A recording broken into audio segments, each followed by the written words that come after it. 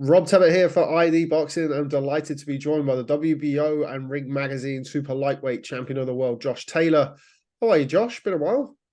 I'm all good, Rob. I'm all good. Yeah, it's always good to talk to you. It's been a wee while since I spoke to you. So yeah, all good, mate. Back here in Liverpool again. So yeah, just ticking away, trying to get better. So it's all good. Well, the last time that we spoke to each other, we were about to do an interview in Manchester during Eubank Jr. Smith fight week, and then you turned around and said to me, "Rob, I've got an injury." So first and foremost, how are you? How are you healing up? It's healing up well. I'm able to get on and walk about, put a little bit more weight on my foot now, which is good. Um, the doctor said last week that I can sort of get back to doing a little bit more like activity on my feet, like cycling and swimming. Not so much boxing training because it's too much pressure through the foot. So yeah, just sort of taking it light, mate. I'm just ticking over with weights and I'm able to get in some swimming and cycling and that now. So a little bit of slowly getting back into more activity, which is good. So yeah, it's going in the right direction. Still a long way to go, but it's going in the right direction, which is good. So yeah, good, mate. Good. Well, glad to hear it. It did come at the end of kind of a few delays and a few, dates that we'd heard of for the proposed Yeah. Catterall rematch that we'll come on to talk about. What was it like for you getting that news of doing it in sparring, as you said, happened, and yeah, being pushed back again because it's been a little bit stop start. I think it's fair to say for you. Yeah, I mean it's been frustrating. It's been a frustrating year. A lot of things happening. With the dates getting pushed back, and then we finally got it signed and ready to go. We're about to announce it at the Liam Smith fight. I did the injury on the Monday of fight week with Liam Smith, so I kept it to myself because I didn't know what I'd done. I know I'd done some kind of significant injury. I know I'd done some damage to myself. So I went and saw a specialist on the Wednesday and got the results back from the scan and that on the Thursday and Friday.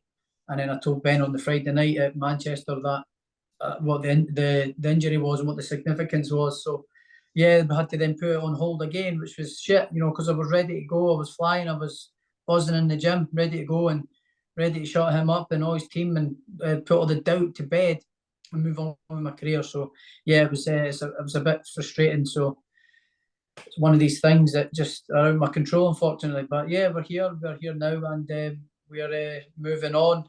And yeah, that's it. You mentioned they're moving on. We've seen recent reports over the last week or so about the WBO ordering yourself and Teofimo Lopez, somebody you've been linked with for many years as well.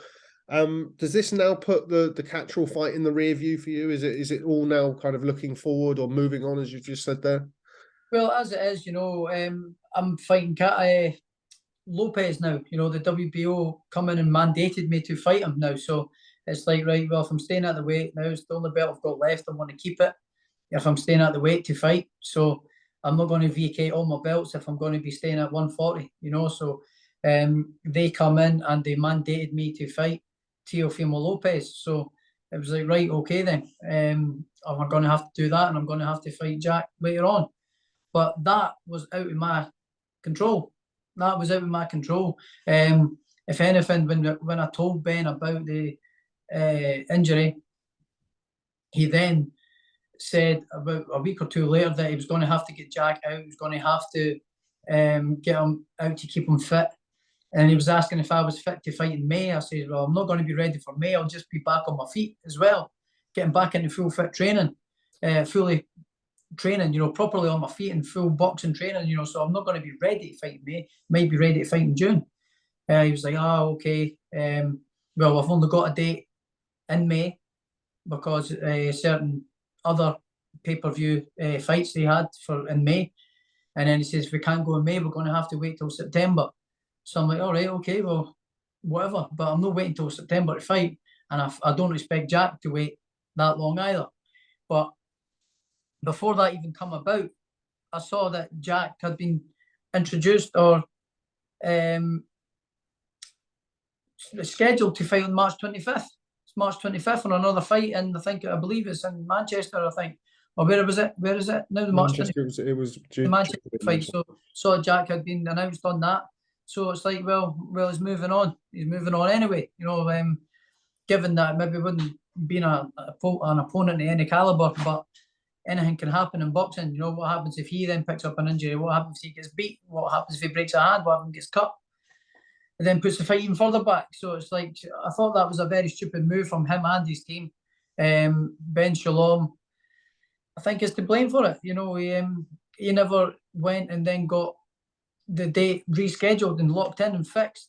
And I think that's what happened with the WBO getting in touch. I mean, the WBO will get in touch with me on Monday there, so last week. So it's out of my touch, mate. So if anything's to blame for it falling apart, it's Ben Shalom and Jack and his team, not myself. I mean, obviously I am part to blame because I've got the injury, but that's nothing I can do. I'm going to have to just get better and then go on with it. But because the other fight's been announced and things like that, it's then falling apart. So that's on Ben Shalom.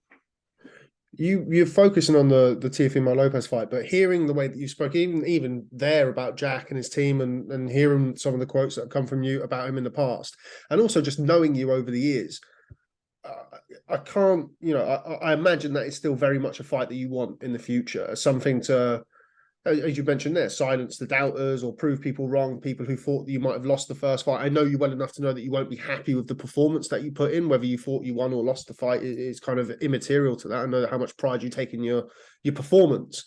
So bearing that in mind, should you come past Teofimo Lopez, would the Jack Catterall fight still be of interest to you potentially down the line? Yes, of course. I think the Jack fight's always there. I think it's there regardless, so I'd like to do that next after Teofimo Lopez if possible. He's going to have to fight. He's going to have to keep winning. I mean, because if he doesn't keep winning, then it's completely away. So I think if he fights another high caliber opponent, he gets beat, because I don't think he's that great. I know that sounds silly because of the last fight and it was a close fight, but he's not that great. I mean, he's very good at sort of one thing, which is slowing the pace down and spoiling. That's what he's good at, so if he fights another high caliber opponent, he's getting beat. So he has to keep winning, that's for sure. What do you say to people who say that you're ducking Jack Catterall, you're running away from the fight, and you're going to the easier fight in Teofimo Lopez?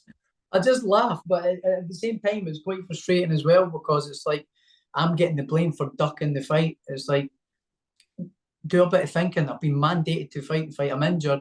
They never rescheduled the fight. And the Ben never went away and got it locked in and tightened. I'd signed to fight Catterall. Do you think I'm going to put myself in a legal position where I can get sued by signing a contract to fight Jack and then go away and get another fight? I then end up in a courtroom for breach of contract. So it's just stupid. It's silly. It's absolutely silly.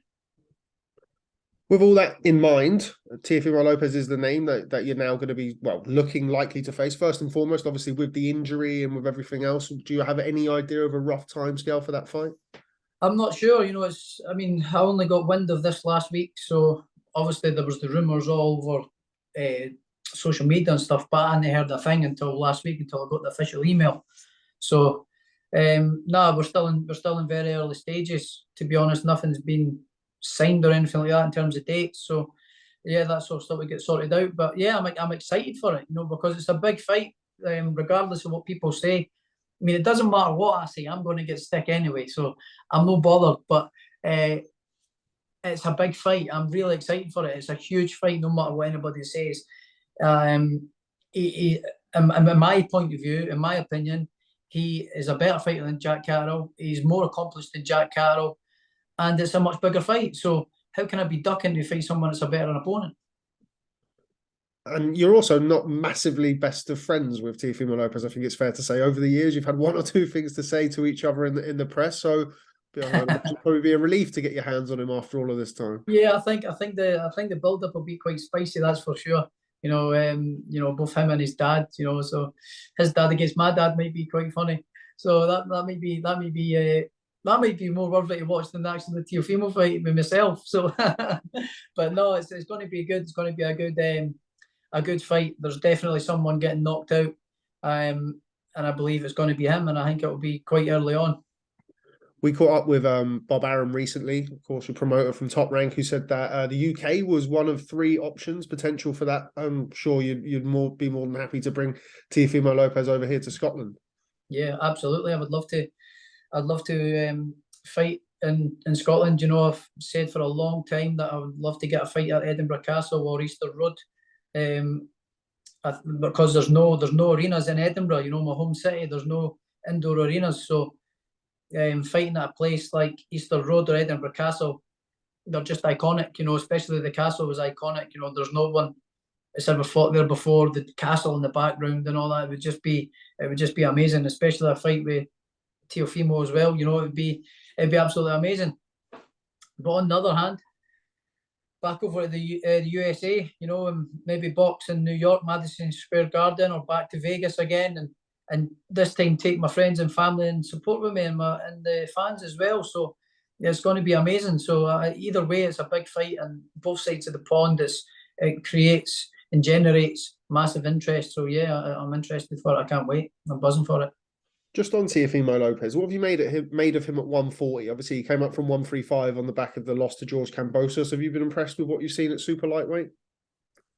Yeah, I've not been overly impressed. You know, he hasn't had great performances. I mean, his first one wasn't great, and then the second one there wasn't great either. I mean, I never watched the full fight, but saw the highlights of it, and he didn't look too good, you know. But having said that, Sandor Martin looked like he was on the back foot and sort of kind of running away a lot. But you know, you've got to go in there and do a job. But you know, he's not been great. He's not had great performances. But you can't take away from the fact that he's still a good fighter. He's still a great fighter.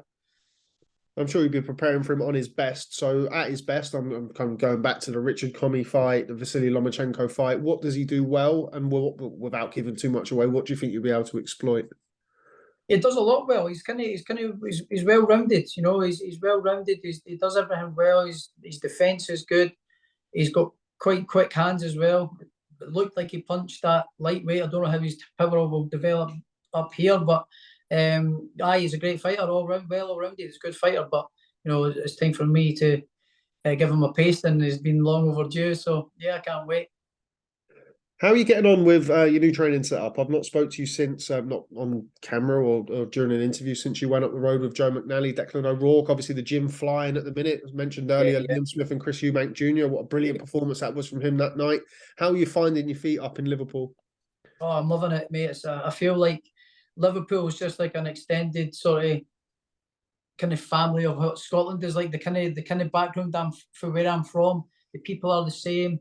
They're all rough and ready to go, but all super friendly and just welcoming. And it's everybody in the gym's all a real big sort of, it feels like a big family sort of vibe. Everybody's really friendly and all good pals.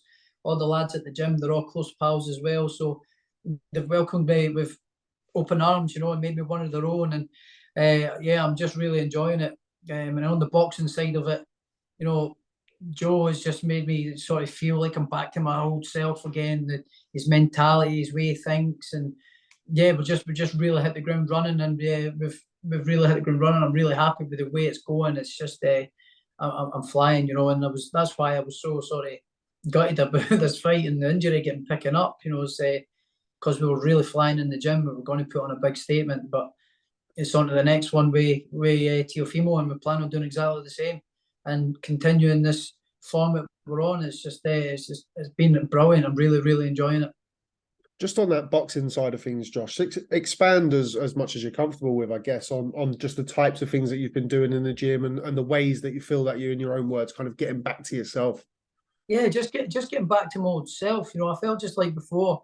I was kind of getting a lead put on me before at the end. You know, it was just sort of felt like my style was trying to get changed a little bit, and I kind of caught between two styles and stuff, and I just felt like, you know, I was sort of getting taken away from what my best attributes are, a little bit too much, and you know, I just at the end I was like, right, I need something, I need to change something, you know, I need to change, and that's no anything to do with Ben or anything like that. I learned a lot from Ben as well, and he improved me in a lot of ways as well. You know, I improved a lot under Ben too, so and learned new things from Ben too. It just felt that I was getting steered away from what my style is and my attributes are, you know, kind of changing rather than adding sort of thing. And I just felt like I had to change. I just had to change my my whole surrounding. I just had to change. Before we move on from your new setup in Liverpool, I just mentioned there about Chris Eubank Jr. Liam Smith fight week. That was quite a good week for the gym. What did you make of Liam Smith's performance? Emphatic in stopping Chris Eubank Jr. in 3 rounds. Yeah, it was unbelievable. And I believe I was one of the only people that said he could stop him, and I think he would stop him. Although I didn't think it would be that early, and I didn't think it would be in that kind of fashion. I thought it was going to be Liam on the counter, catching him with the Eubanks with his wide shots. I thought it was going to be a catch and counter kind of shot, but no, he went out on that. Was it the 4th round, or was it the 4th round he done it? 4th round, yeah. It was the 4th round, yeah, and caught him over the right hand over the top that he had been practicing in the gym, and then finished him. It was just it was an unbelievable performance, and it was a good fight while it lasted. I kind of had it sort of eaksy peaksy going in. It was a good fight, real good fight, and Liam's a high quality operator and he's very smart in that ring, and his boxing IQ is very, very good. So it paid off. It was a good fight, a great week for the gym as well. It seems as though we're going to see it again. Chris Eubank Jr. on Valentine's Day, no less, suggested that he'd be taking his rematch. How do you see the rematch going, and how do you feel it differs going into it? You've got both are very experienced guys, but we've never seen Chris Eubank Jr. hurt like that. We've never seen him buzzed, or even, well, we've seen him sort of buzzed, but never seriously hurt and dropped and knocked out. How do you feel it changes going into the rematch? I don't know, because I'm not too sure if. I don't think Chris can't sort of pull off that Roy Jones kind of style that he's trying to cheat, trying to change him to and coach him into kind of how Roy Jones done. There's only really one Roy Jones that can do that. I think Chris's best chance is getting back to how he was before. A lot of combination punching on the front foot and going for it. And very high pace and very fit. Strong, durable. I think that was his best chance. And at times in that last fight, he sort of got a bit of success when he did let his hands go. But he's obviously just never done it enough. But I think going back to sort of his roots and doing what he's best at, which is combinations and speed. We just mentioned Ben Davison there. Let's touch upon your former stablemate, Leigh Wood, who was in action this past weekend. Unfortunately, unsuccessful as he attempted to defend his WBA featherweight title against Mauricio Lara. I guess first and foremost, what did you make of the fight, Josh? I thought it was a fantastic fight. I thought it was a great fight while it lasted. It had a bit of everything in it. Both lads hurt a couple of times in the fight each. I thought Leigh Wood started getting to him a little bit with the body shots and hurting him, and Lara started sort of looked like he was wilting a little bit with the body shots and starting to complain a little bit. And I kind of thought, like, oh, here we go now. It was going to start happening what I thought was going to happen, which would later on in the fight, Leigh would end up walking him onto a shot. But the opposite ended up happening. But he just got caught as they traded punches, and it can happen to anyone, But he was boxing lovely. He was boxing beautiful. He was working the front hand really well and changing it up. And yeah, I just thought it was such a great fight.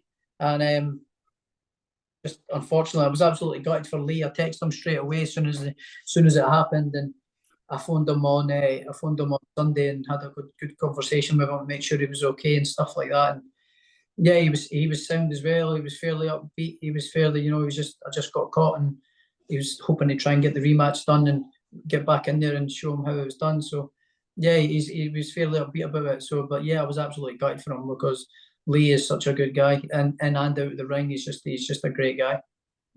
Right stoppage for you, the right decision for Ben to throw the towel?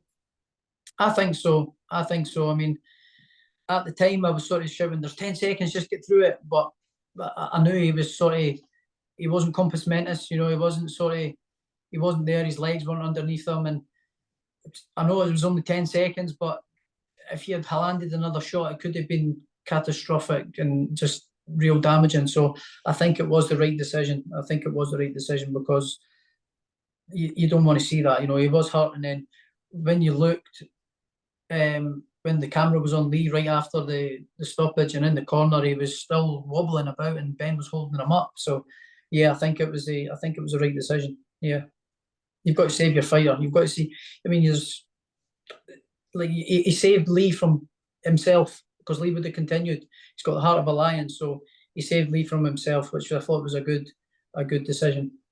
Is that always something that needs to be done for fighters? I mean, you're a brave fighter yourself. Are you kind of, the stereotypical, macho fighter? Do you need somebody in there who's going to take it out of the fighter's hands? Because as you mentioned, there, fighters generally speaking are going to want to go until they can't go anymore. Yeah, I mean, obviously you want to try and give your fighter the best chance they can. The best chance like every chance you can. If you see your fighter hurt, you want to hold on till as late as possible and to do it. But at the same time, you don't want to be one of them brave coaches, and the fighters are brave. Like I know for a fact, you would have to pin me down for me not to get back up. You'd have to lay me out cold for me not to get back up. So the last thing you want is a coach that's brave and all about himself. Like then that can cause damage. So that you've got Ben had Leigh's best interest at heart, which was great to see the compassion, and he lives to fight another day now. He lives to fight another day. So I thought it was a real good, compassionate stoppage from Ben. So I thought it was perfect actually. Back to yourself, Josh. I mean, it feels like, you don't usually catch up over Zoom, but and I know it's been a little while as well, but it kind of feels like you've got a new training team, you're in a new location, you've got a new opponent now, it seems, to kind of focus on. It all feels like, even despite your kind of achievements up to this point and your accomplishments, it kind of feels like you're not starting again, but there's like a new stage of your career now. Do you think that's fair to say? Yeah, just everyone's nice and fresh, and everyone's brand new, and I feel like I'm an excited young school kid going to school, and first day at school. Do you know what I mean? I feel like I've got that enthusiasm back, got the excitement back, got the willing to just learn everything again. Not like just back to being my old self. And I like the way the gym is with everybody as well. And Joe on top of it, Joe and Declan on top of it are great coaches.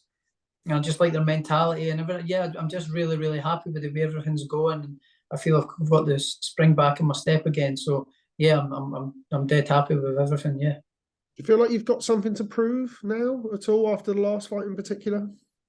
No, I don't feel I've got anything to prove. I mean, all you need to do is look at what I've done in fights and what I've achieved in the sport and the level that I've boxed at and the caliber opponents I've been in with. You know what I can do.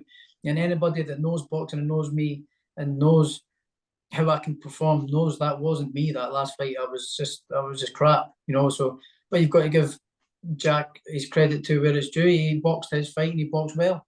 So yeah, it's a bit of both, but I was me on my best, man. None of these guys get near me at my best. How long have you got left at the weight? That's probably the question I most get about you. I'm sure you get it all the time. Is how tight is Josh at the weight? The last fight he was fried at the weight. If he boxes Lopez at 140, he can't make the weight. He can't make the weight. Where are you with it? You've always said that you're kind of a career 140 and you'd only move to 147 for quote unquote legacy fights, big fights for a new accomplishment. Is that still the case, or do you feel like maybe you'll have one more and then you'll have to move up?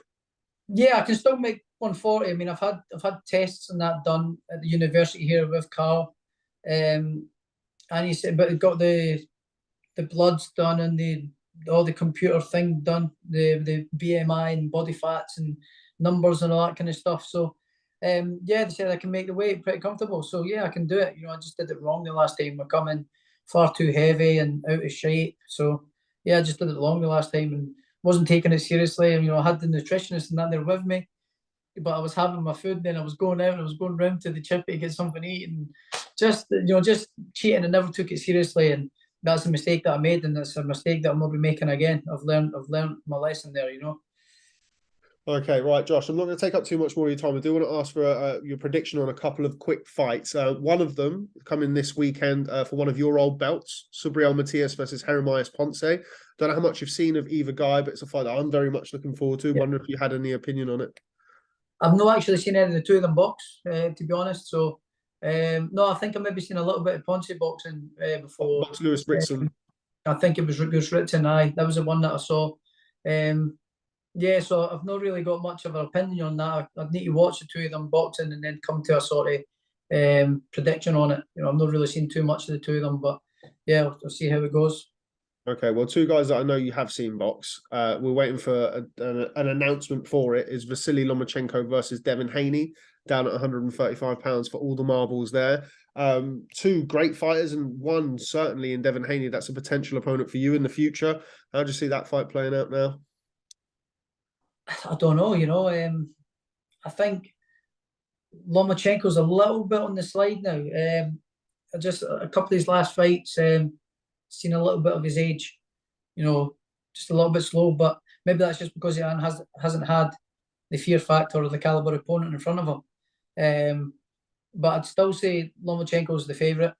Devin Haney's improved a lot over the last few fights as well. So yeah, it's definitely a tasty fight. So I kind of can't call that one. I love Lomachenko, so I'm going to go for Lomachenko, but my head's saying a little bit of Devin Haney. And Haney, he's kind of made no secret of the fact that he's very big at the weight at 135, still young and growing. That's a potential opponent for you in the future, I'm sure, if he moves up to 140 and you're still there. Yeah, absolutely. It's another huge fight for me as well. So, yeah, it's exciting times ahead. Okay, last quick couple. Gervonta Davis and Ryan Garcia. Who wins that one, Josh? Oh, that's a good one. That is a good one. That is one that I'm genuinely interested to watch. It's been talked about for some time now, some years now. So, I think Tank has got the better boxing ability, better boxing IQ, better brain, better boxing brain, and certainly got the power. He can punch for the weight as well. Garcia's got the speed, the quickness, and with that speed, though, he will create power. So, I just think that the boxing brain and the IQ, I think, is lies with Gervonta Davis. So I'd be sort of gearing slightly more towards Gervonta Davis. Okay, and last but by no means least, I was at a show a couple of weeks ago and somebody showed me a tweet from you, which is always an interesting start to any conversation. So did you see what Josh Taylor tweeted? And it was a tweet, there was no name in there, but I'm assuming that it was leveled at a certain Adam Azim, who boxed Santos Reyes in London. Just your comments. Was that you kind of is that tongue in cheek? Do you seriously believe that Adam Azim maybe is not the fighter that we're being told he is, or is that you trying to, let's say, have a playful jibe at your former trainer Shane McGuigan? With me, no, it was nothing to do with any of that with Shane McGuigan or anything like that. A lot of the time with me on Twitter is a lot of winding people up, and I like to see the comments. But generally, it was just like I thought the performance he done well, he got the rounds in, and then it's like I knew what they were going to say. He needed them rounds, he done well. It's very early in his career, and I do think he's going to go on and win a world championship. But it's just the way they build it up, superstar and all that. And I'm like, come on, give the guy some time. You're putting some pressure on him already. You know what I mean? So he's very young in the sport. He's very eager, and he lives his life, and he's got great talent. He's definitely got great talent. He's got speed. Looks like he punches a little bit as well, but I don't think he needs to be rushed.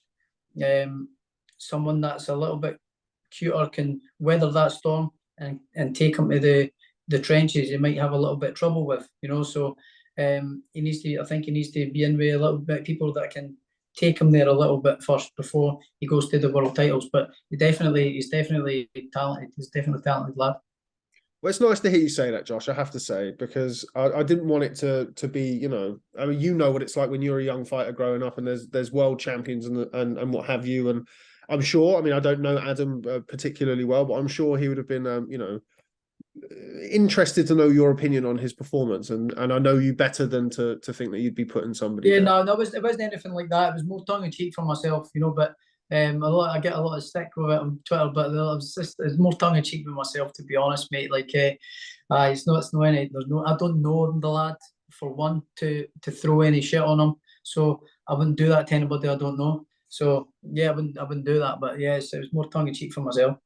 You've quite enjoyed becoming like the Twitter, I don't know, bad guy over the last couple of years, haven't you? You've kind of, you relish in it. Like I think you quite enjoy playing the bad guy role. I think you even said it after the Catterall fight. Yeah, well, people have made their mind up about me anyway, after the fight. People have made up, it's all my fault, I'm a fraud, I'm this and that, and blah, blah, blah. So I'm getting all these shit thrown at me, right? So I'm like, all right, okay, I'll just turn it back round on you. And then when they're throwing the shit to me, but they don't like my reaction. Do you know what I mean? It's like, don't annoy someone and then be annoyed by the reaction that you get. You know, it's like, so I've just turned heel and just put it back out and just wind them up. But then I'm classless, I'm this and that, blah, blah, blah. It's quite funny.